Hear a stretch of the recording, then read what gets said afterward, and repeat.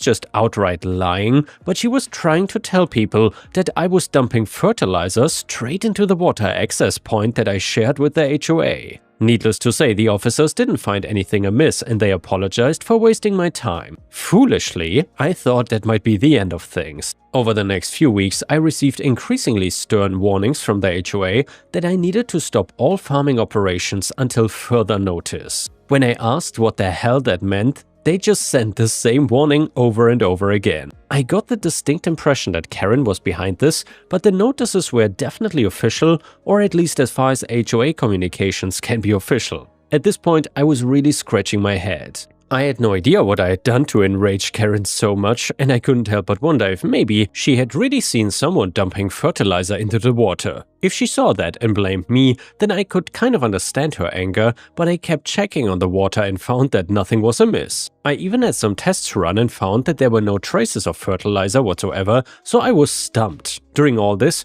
I had not confronted Karen directly. I figured that would probably go badly just because she could spin things pretty easily as an aggressive man trying to intimidate her, especially since she already demonstrated that she was perfectly willing to call the cops out here. However, after a couple of weeks, I couldn't take it anymore. My shock and outrage were gnawing at me, turning into very real frustration that just wouldn't go away. I just had to figure out what on earth was going on, so I headed on over to the next community meeting for the HOA. To make a long story short, the confrontation did not go great. I don't want to give the wrong impression, so it's not like I got up in front of a crowd and argued with Karen.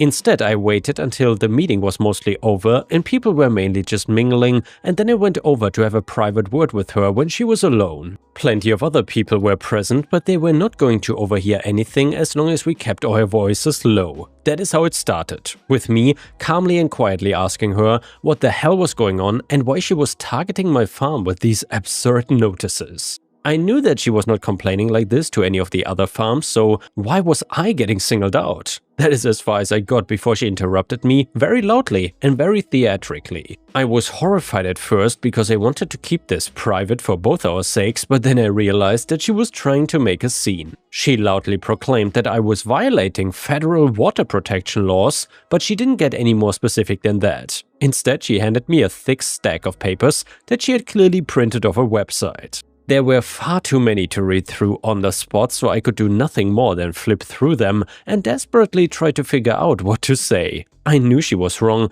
I just had no idea how wrong. I'd already checked to make sure I was abiding by federal water protection laws, but what if I'd missed something? What if she really had uncovered some clause that I'd missed? Karen had managed to draw a bit of a crowd with her act, so a few other members of the HOA came over too. That is when Karen loudly asked all of them for confirmation, and they sheepishly agreed that the laws she was citing seemed legitimate. It was tepid support, but I didn't want to look like a fool and challenge her right there on the off chance that she really was in the right.